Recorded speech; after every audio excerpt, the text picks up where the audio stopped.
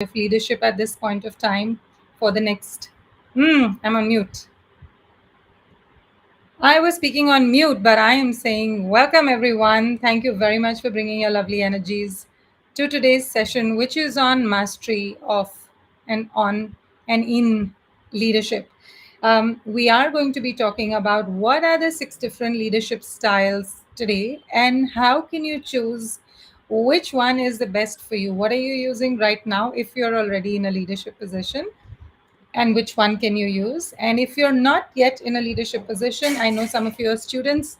If you're a student and yet you want to display leadership, what kind of leadership can you actually display? So we're going to speak about that. But before that, just taking a step back, what does leadership really mean to you?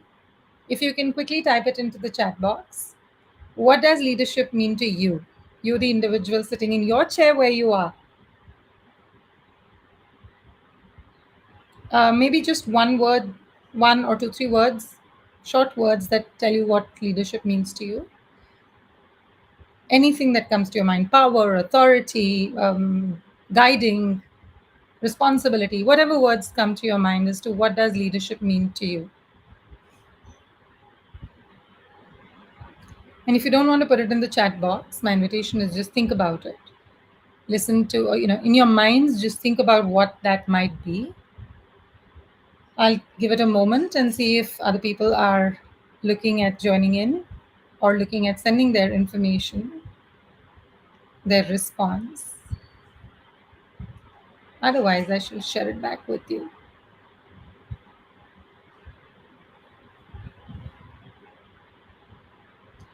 Okay, so when we talk about leadership, leadership definitions are multiple and many, and we all define leadership in different ways. The way that I like to speak about leadership is that it's a state of being. It's not a designation, it's not an authority, it's not just a power. It includes everything from how do I look at things like team dynamics, like communication, like how do I encourage and lead people? Thank you so much, Team Creator. How do I encourage and how do I bring people together? How do I help them resolve a conflict and move on? How do I simply get them enthused about the work that they're doing and really amplifying what they bring to the table? Shivansh says leadership is being a person in charge. Sure. And does therefore leadership really mean that I need to have designated authority, given that formal authority by someone? Well, for some people, that's something that matters a whole lot. And for some people, that's not something that matters a whole lot. Whether or not you give me that designated responsibility, like Amit says, is what leadership is about, whether or not you give me that designation, if I have basic leadership qualities, I will still turn around. I still will be a person in charge. You'll see it on the playground. You'll see it when there are a lot of children playing, and there is one kid out of all of them who says, "Now let's do this. Now let's do that." That child is taking charge and saying, as a group, we have the possibility and the opportunity to have fun. So if we have the possibility and opportunity to have fun, what do we want to do? Come, let's do this. You see it in teenage. Now, it could be good or bad. I'm not commenting on that. But you see it in teenage where there are cliques that get formed, small little groups of people, of youngsters, of teenagers, adolescents, who band together, sometimes to create something good, sometimes to gang up against other people, to bully them, and so on and so forth. But there will be one person who will kind of be holding the space together. That person is usually the one considered in charge, the person considered responsible for what's happening with that band of, with that group of people or not. There has been a debate for long. Is leadership nurtured, which means can we grow it, or is leadership something that we are born with? We believe that leadership is both nature and nurture. I may have some leadership qualities. So people who've researched this, they say 20% is nature, which means I'm born with it. I have that charisma, that oomph, that drive to be a leader. But actually 80% of it can be nurtured. Let's take a look at the two extremes of 20 and 80. Of course, Pareto principle and most things. Think of a person who you know, who, you know, and you've known them since your childhood. This person, this friend of yours, this cousin, this sibling of yours, when they were younger, they actually had that leadership capability, but nobody nurtured it. That youngster, that child, that sibling of yours, whoever, they were not told, they were not given what are known as strokes, positive and constructive strokes. They were not given strokes, they were not told, they were not given the space to develop certain leadership qualities that they were displaying. Maybe their leadership quality that displayed was bringing the people together, bringing other children together.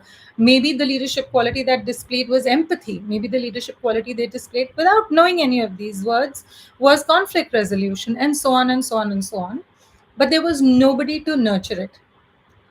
This also includes things like gender biases, and so on and so forth. So for example, there was a boy who was this young boy who was displaying a whole lot of empathy and compassion towards his his peer children, and he was told, "You're a boy, you can't be this kind, you have to be strong, don't always allow people to say anything to you, respond back to them."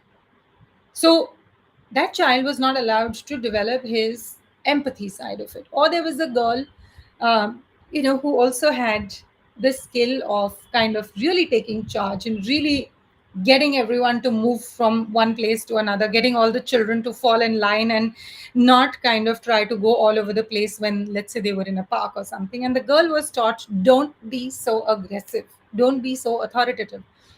So if the child who had naturally imbibed or naturally carried these traits and qualities, but they were told to not use them, would they truly grow up into being a well-rounded leader?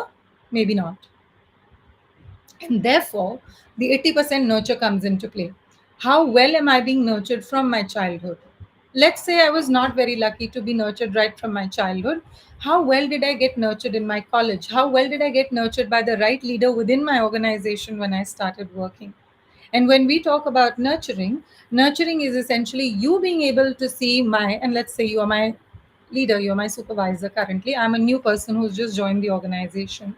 Or you're my teacher and I've just kind of joined your class. Or you are a person of influence and leadership within the class, and I've just joined the class and you pull me into your group. When you are able to see my skills and my talents, when you are able to see that I'm a quiet person and you're able to pull me into the fold, you're able to help me express myself. When you show me that I'm worth something, that I am worth enough to be able to live up to my potential, to be able to carve out my potential, that's one part of nurturing. Let's say there are 5 things that are good about me, but you realize that one thing about me is that, maybe as an example, I'm not too assertive, but I have great vision. I usually end up being very strategic in my communication with people. I know who has what strengths, who is an influencer, who's not, who's going to be a person who's going to create trouble. I know all of that, but I'm just not able to assertively communicate myself in a group of peers and in a group of people who I perceive to have more authority than me. So I will kind of shrink myself and keep quiet. But you see that in me and you say, just because I don't have assertiveness, that might not allow me to live up to my potential. You start to help me become assertive. That is you nurturing me. So, leadership, just to wrap up that bouquet, because that's not the only topic for today's discussion, leadership is 20% nature. I was born with it, and 80% nurture.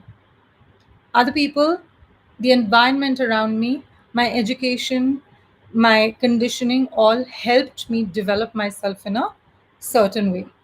And that's why, when we talk about leadership, especially in organizations, whether that organization is a corporate organization, it's a government organization, it's a class organization, leadership includes everything from managing team dynamics, from ensuring powerful, constructive communication, from ensuring the culture, whether it's the culture of a family, the culture of a class, the culture of an organization, what is the vision, what is the strategy, all the way to learning what inspires and drives individuals, organizations, communities, countries, business growth, and so on and so forth. So, from that base of understanding that leadership includes all of that, from that base, moving towards looking at, therefore, what are the six leadership styles is what we are going to speak about today. So, any questions before I start on leadership and its different styles? I'm happy to answer those questions. Keep bringing them in. When a question comes up, please don't hesitate to put it into chat.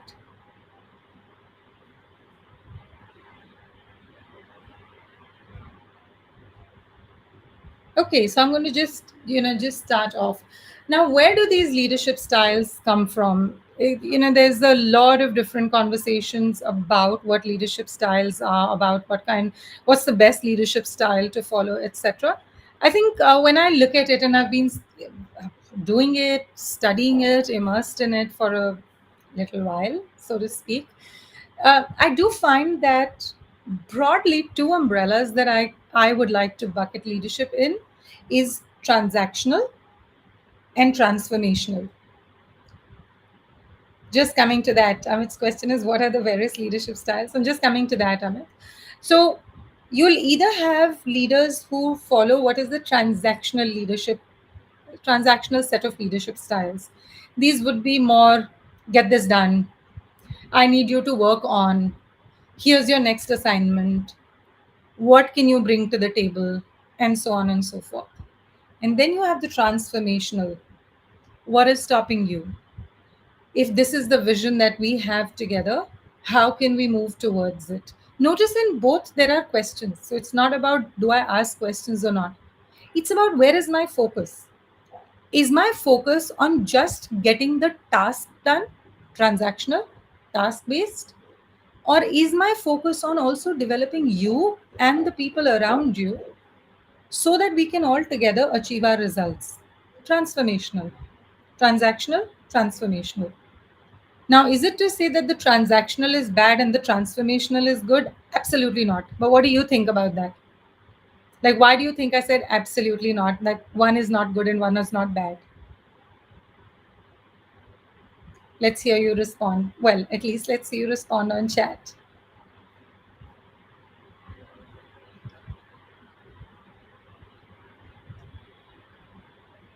Okay, so I'm just kind of going to say that. Um, the reason why neither is good or bad is because just because I'm doing transactional stuff, just because I'm focused on the task, it doesn't mean that I don't focus on you as a person at all. I'll, of course, do rudimentarily. I will reach out to you. I will have feedback conversations with you. I will make sure that you and I have performance reviews and so on and so forth. Because, by the way, as a leader who has managerial authority over you, that's also a part of my KRAs. So I will still go ahead and talk to you about the other stuff. But my intent, my focus, my purpose is to get the work done. Is that bad to get work done? To focus on ensuring that tasks are done, milestones are met, and so on and so forth? Imagine if all leaders started to think that it's not good to do transactional leadership styles. Would work ever get done? Would tasks ever get completed? Would assignments ever get completed and fulfilled and submitted? Maybe not. So, therefore, is transactional bad? I don't think so. And is transformational absolutely good? Imagine a leader who's constantly only focusing on people development and taking care of people and empathy and compassion. So I'm always and only constantly putting people first, which is a very good thing, by the way, but I'm only doing that extreme. Will we ever be able to get the organization to move? If it's an organization, will we ever be able to get the organization to shift and move? Will we ever be able to get society to see that to make a large change, a large cultural mindset shift, there also need to be on the ground actions that need to be taken, tasks that need to be done, milestones that need to be achieved. So both actually need to exist symbiotically. Can I only go ahead and focus on one? From the school of thought that I come from, I'd say that would be a little bit of a risk. because I would not be allowing my full range of leadership to get expressed. B, I would not be serving the people who I am serving, whether it's again my family, my community, my society, my country, my organization.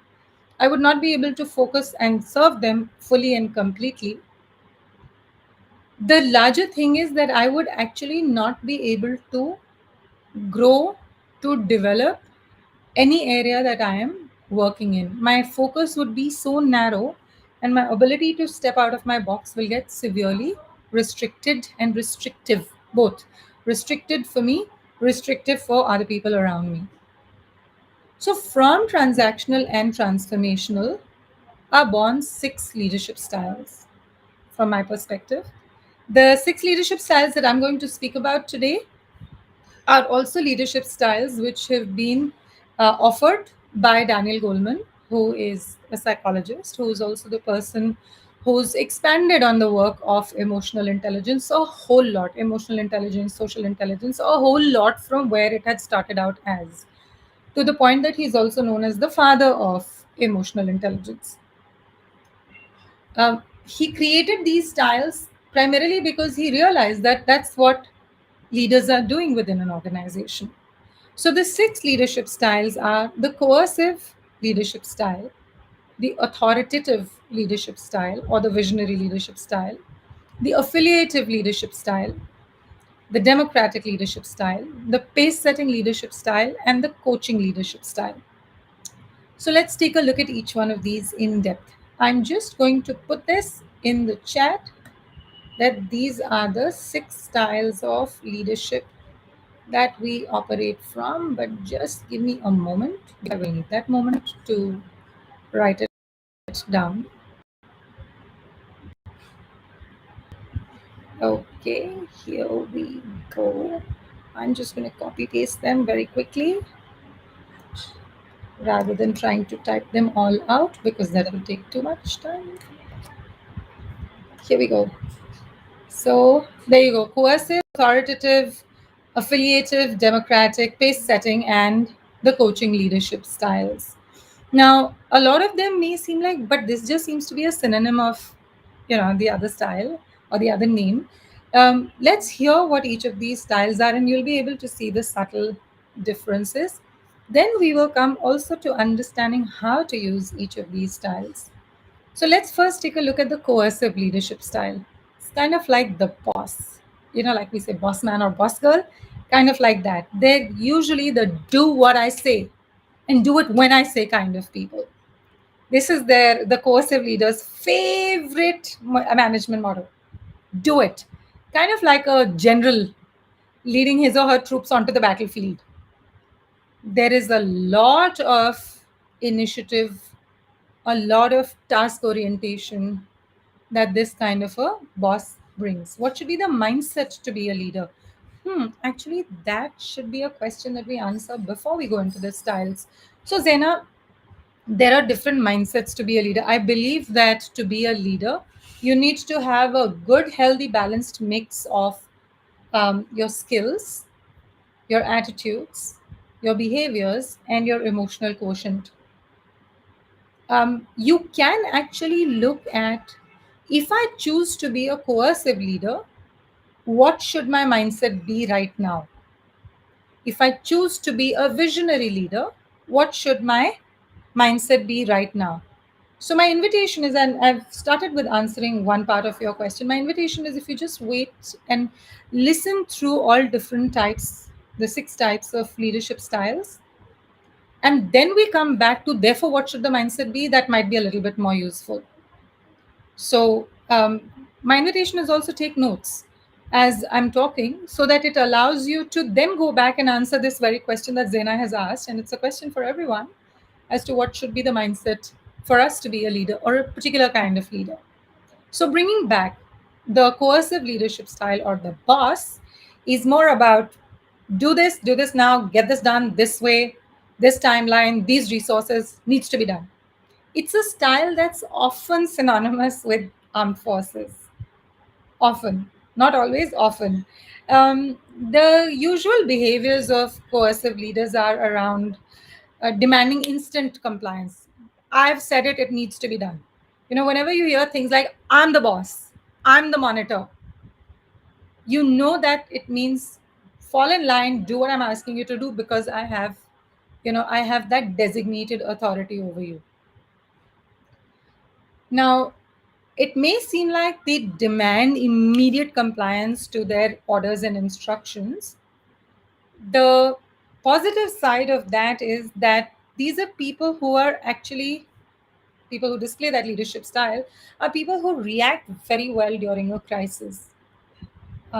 Research kind of has shown that when it's people who are following the coercive leadership style, they will react very well during a crisis because they will know who to instruct, what to instruct, how to instruct, and what needs to be done. There are also people who use authority as a motivation or as a kick to a change initiative. And these are usually the people who don't shy away from confronting employees who are creating some sort of resistance, some sort of a challenging environment. This style of leadership, by the way, can prove very destructive for more creative members in projects who like things to be free flowing, who like things to be easy, and so on and so forth. This style also brings in micromanagement, and therefore people who are self motivated, who like to kind of get their instructions and start working and don't need to be reminded, to be asked, to be followed up with, they may tend to lose motivation. It may end up pushing people away who are self starters. It'll work very, very well with people who like to work only and only against instruction. The extreme side of coercive leadership is that the individual can actually tend to become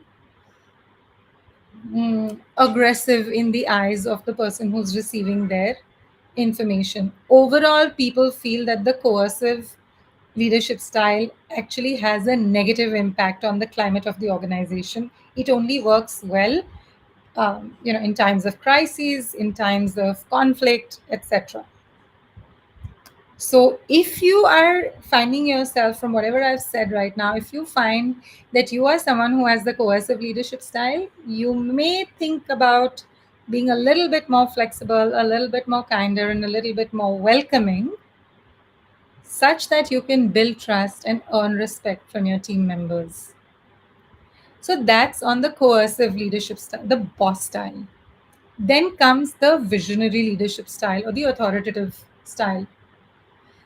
This style is the style which is more open to the creativity, the eccentricity, the innovation kind of people. The almost the exact opposite of the coercive leadership style.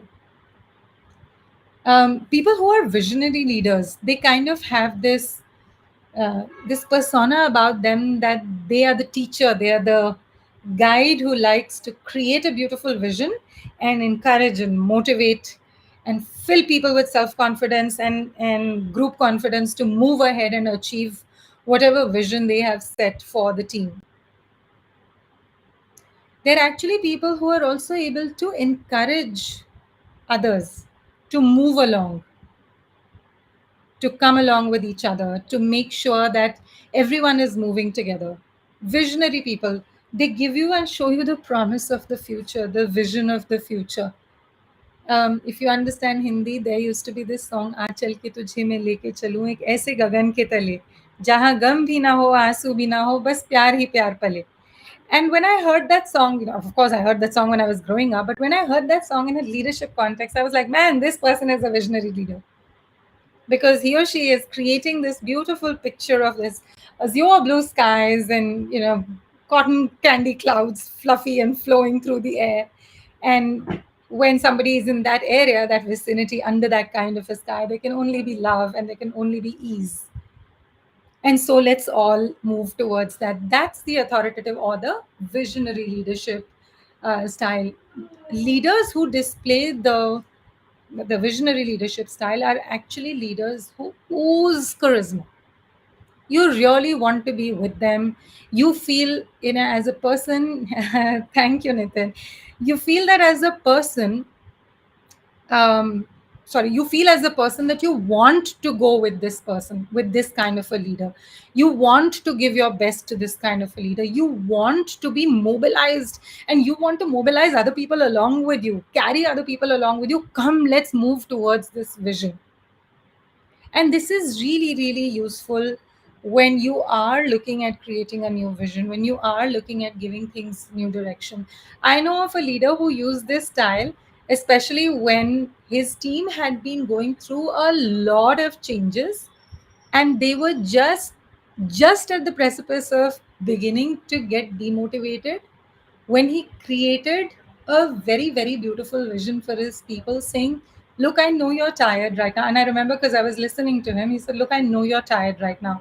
I know you're exhausted with all of these changes, and I'm offering another new one to you. But here's my promise, and here's how I'm going to fulfill this promise. The way that he spoke, the way that, his presence, his entire human presence and his energetic presence was, it actually, like, literally, I could feel the energy bump up in that room. And it was so mesmerizing to just see that this is actually the visionary leadership style in action. Clear, passionate, forward looking, motivating is what the visionary leadership style is about. Any other questions? Okay. Then we look at the third style, which is the affiliative leadership style. Slightly touchy feely.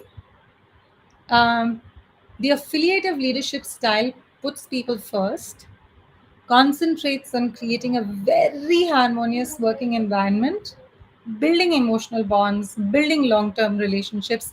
Come, let's work together kind of conversations. This style requires a lot of empathy, and the ability to really, really build relationships for the long run through a wide variety of communication styles. Does it always work? I'm not so sure. We'll come back to that a little bit later. But when people face difficult circumstances, the affiliative leadership style, a leader who uses that very, very powerfully, will actually be able to understand people's resistance to any form of change, people's resistance to any form of action from their perspective. That's what empathy is about, right? Me understanding your perspective, understanding your problem from your perspective rather than from my own stories. So, why is it touchy feely? There's too much empathy required, yet, because there's so much empathy, the leader may get taken for a ride and performance might dip. Performance might not necessarily be very, very high because feedback might not be given. I'm trying to understand you from your world, your perspective. You've gone through a tough time. Let me not give you constructive feedback right now because you're going through so much, and I understand that you're going through so much. So you're noticing, hopefully, you're beginning to notice now that um, each style comes with its pros and cons. There isn't one style up until now, and we've done three. There isn't any one style up until now which is proving to be flawless because it isn't. It's a style used by human beings, and there's a lot of the human that comes into the style, right? Do know that the affiliative leadership style works really, really well during stressful circumstances. It works very well in tough times. It works very well when there is conflict or a rift in a team. It works very well when you're trying to establish a new team, when you're trying to get people to come together. And if you were to follow the Tuckman stages of team development, might work really, really well in a forming and storming stage. So you may want to kind of look at that. Then the fourth style is the democratic leadership style. More the person, the leader who's the listener. Come, let me listen to you. What do you think? You tell me what's your opinion on this. Do you think we should go ahead with this or that?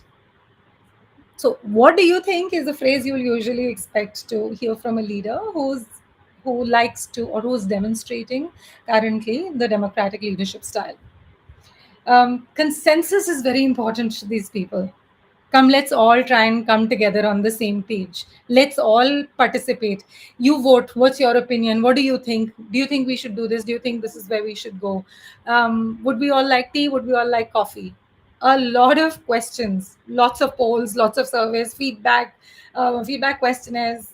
In the style is very, it's like the visionary style is very reliant on creating that beautiful vision that people get inspired to move towards. The democratic leadership style relies heavily on the views and opinions of the team, of others. So because of that, now it may seem like, oh my god, this person's never going to get anything done, and that sometimes happens.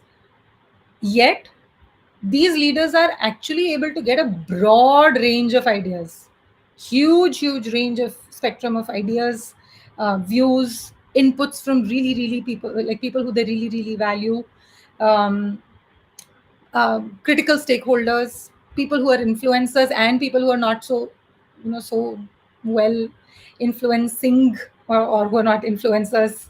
Let me just shorten that. So, because they're able to do that, because they're able to gain and gather a lot of ideas, they're very liked, because my voice got heard, right? You listened to, you asked me a question, you threw a challenge at me, I gave you an idea, you heard me out. Whether or not you went ahead with what my exam, or what my opinion was, or what my view, or what my idea was, is a different matter. But at least you heard me, at least you asked me, at least you thought I was important enough.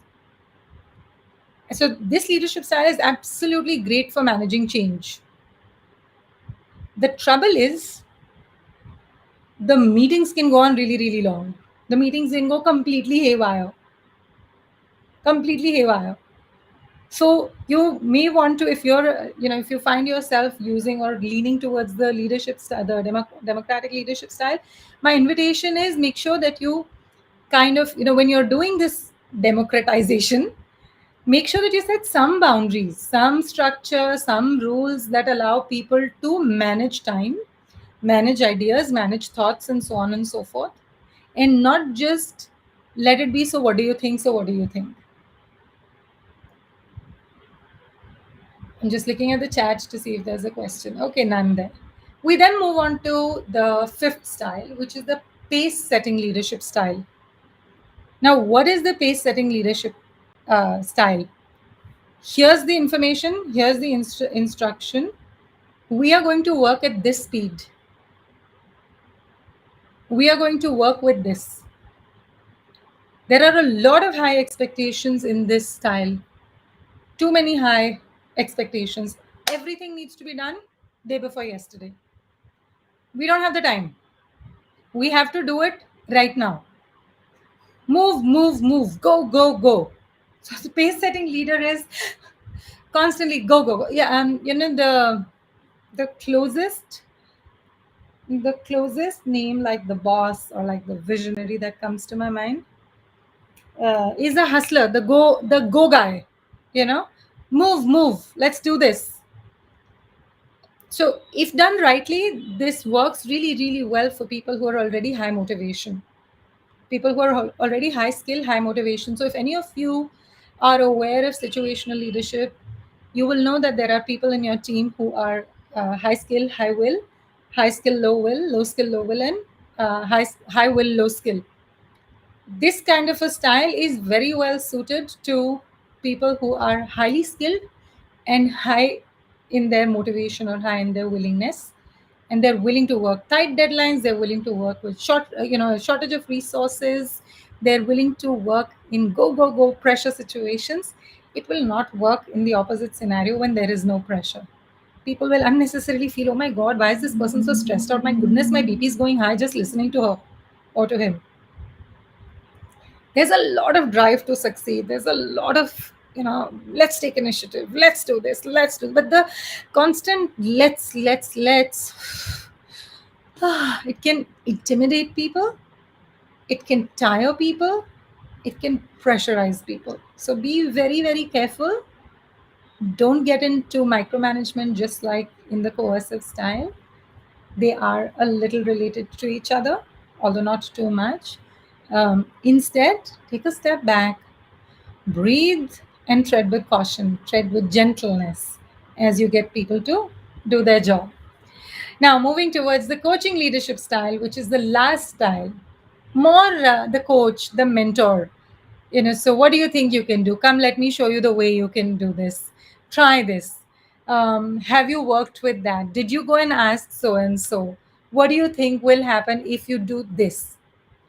The coaching leaders, I, focus is on the long term. It's on how are you going to develop? How can I take the so you, the person, the individual becomes the core, the center.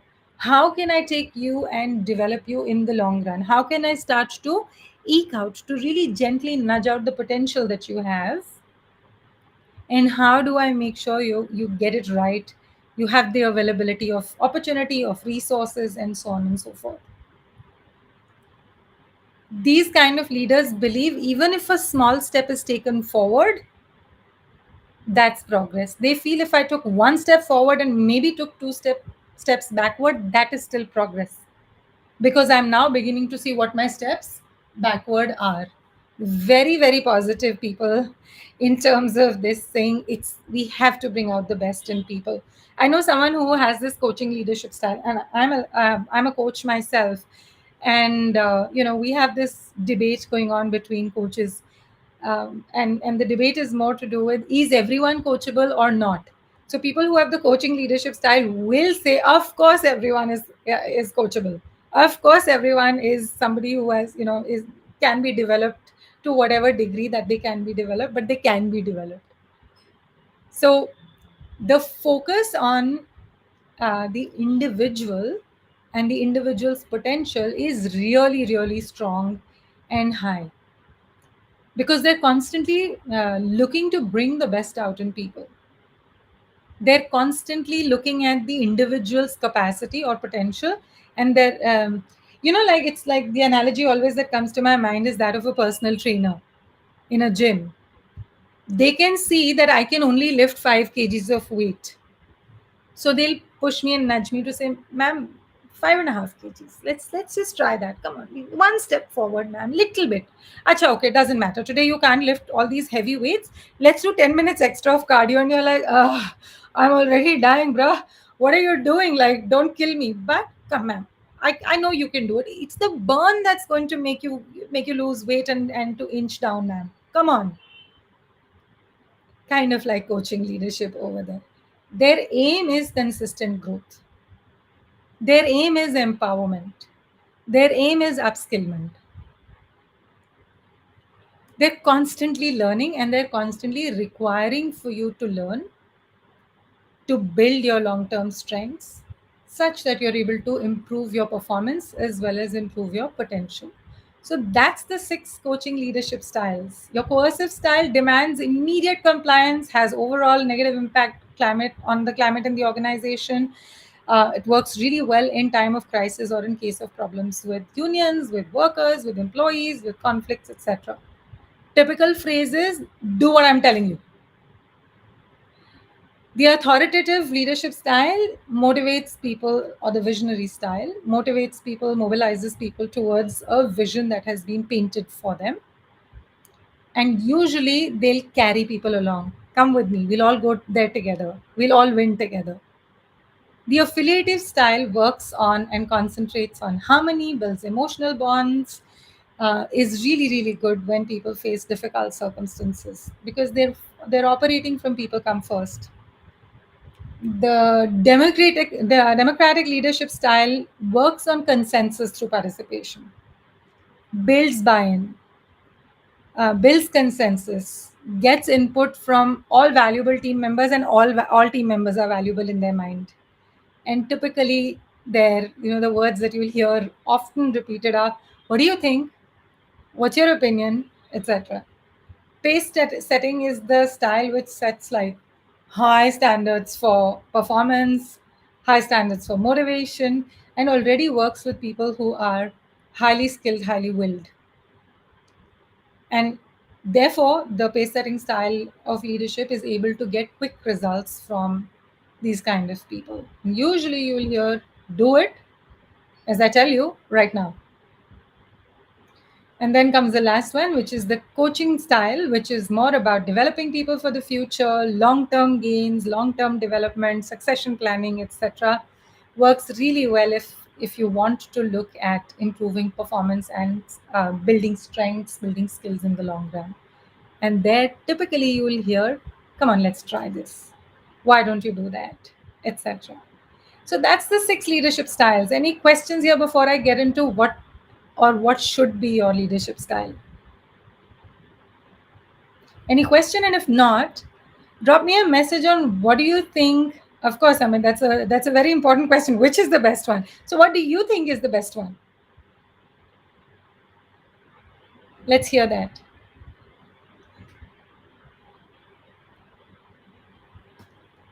Just go back into the names that I listed, the coercive leadership style, the authoritative, all of those, and then tell me which one do you think is the best one? Like which one sounded the most resonant to you?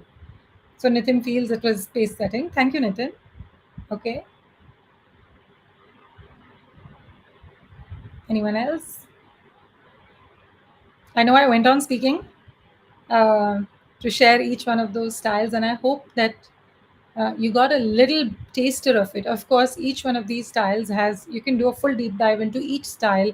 How do they sound? What are the words that they use? What are the facial expressions that they show? How does their body language look like, etc. But in the time that we had, I thought I could just kind of at least make you aware of these styles and a few of their traits and behaviors. Amit says coaching leadership style is the best one. Okay. Zaina, Shivansh, Shifa, what do you guys think? And there are more people. I'm sorry, I can't see your names. What do you guys think? And if you feel that you don't want to kind of put it out there because you're chewing on it yet, you're thinking about it yet, not a problem. Keep thinking it through. The reason why I say keep thinking it through is because of what I'm going to say next. In answer to Amit's question of which is the best one. So Zena says, I'm so confused. I don't blame you, Zena. There are six different styles. And the fact of the matter is, each style brings something to the table. So Zena's confusion isn't wrong. And she's not unintelligent or crazy to feel confused. Every leader feels confused till the time they get a hang of it, until the time they've practiced enough, till the time they've experienced this enough. Primarily because leadership, after all those things that I said in the beginning, leadership is actually doing a merry dance between right now, in this moment, my team needs me to be a pace setting leader. Once we've done this, once the rhythm of my team has settled in, now my team needs me to be a coaching leader. Maybe my team needed me to be a visionary leader at some point of time. And then at another point of time, I needed to display the traits of a coercive leader. That's also important. Imagine your entire team is running riot. They're all doing whatever they want to. People are coming in whatever time they want to. People are saying whatever they want to each other. The environment of the team is really bad. Everyone is on their own trip. Do you really think a democratic leadership style will work in that situation? Come, Shalu. You tell me, what do you think about how we should handle all of you? Okay, Amit, what do you feel about this? Zena, what is your idea? What do you think we should do? Imagine that we're already not like a cohesive team, whether again it's in the organization or it's in my community or it's in my class. This reminds me of all those American movies that we see about really um, irreverent children or students sitting in the classroom, and the teacher walks in and everyone is doing their own thing. And especially when they show schools of lower income group families or lower income group areas, and they show that these kids are all over the place and completely unruly. Do you really think a democratic or an affiliative leadership style will work there? Maybe you'll need to start with coercive and immediately move into visionary, to say, I need you guys to fall in line. I need you guys to behave yourself. I will not have anyone chewing gum in my class or sitting on tables in my class. You have to be seated on chairs. Your books have to be open in front of you. And then we talk. Now, once that is settled, once the students see that this teacher means business, now the teacher can take on, or now the leader can take on the visionary style.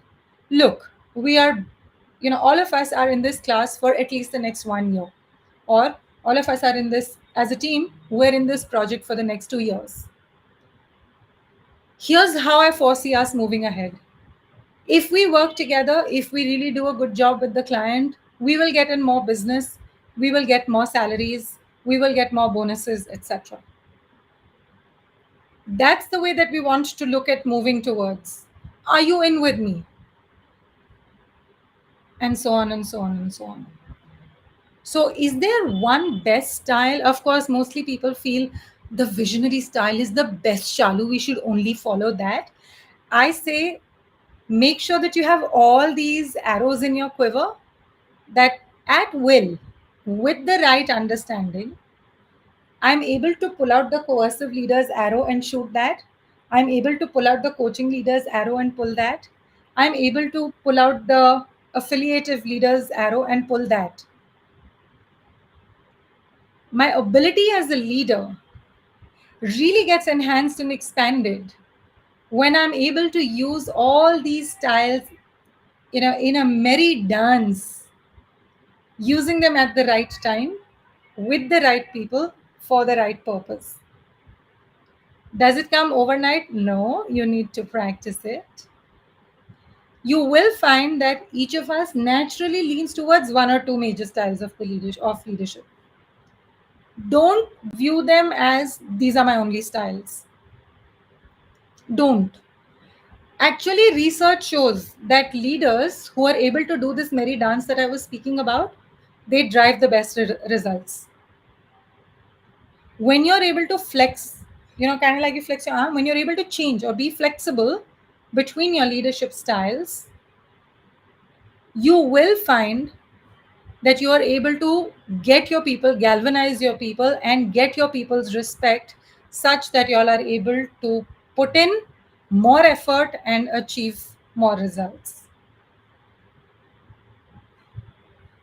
Ultimately, it'll come back to you getting to know the people around you, getting to know your team.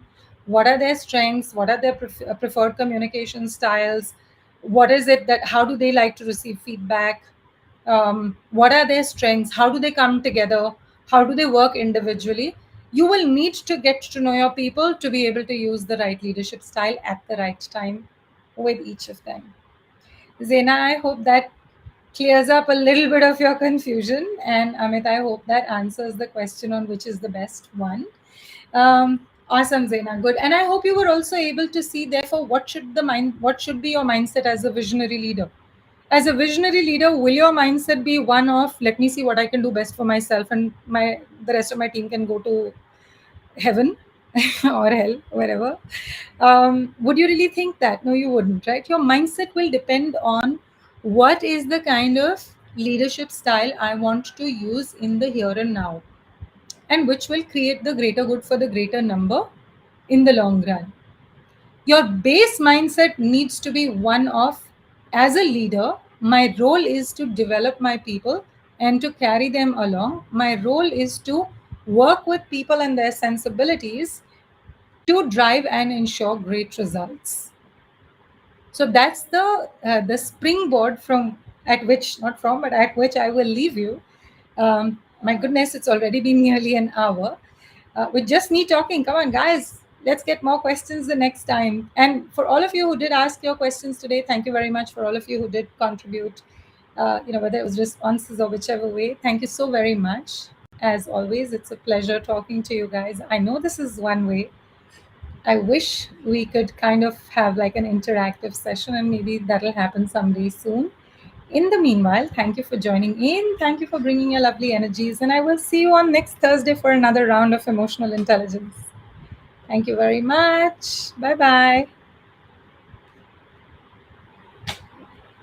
So, welcome, Nitin. I hope the session was useful for the rest of you. I completely skipped on asking you that.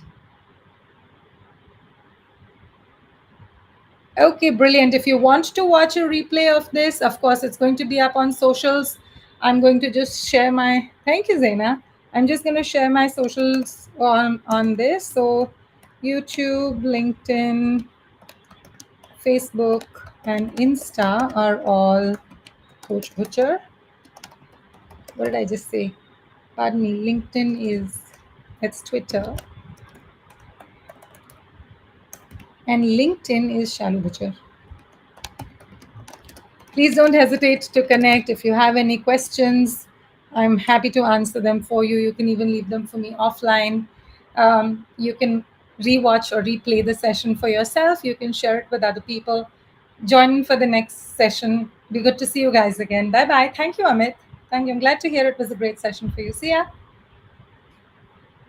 Bye, Zaina. Bye, Nitin. Bye, Shivansh. Bye, Shifa.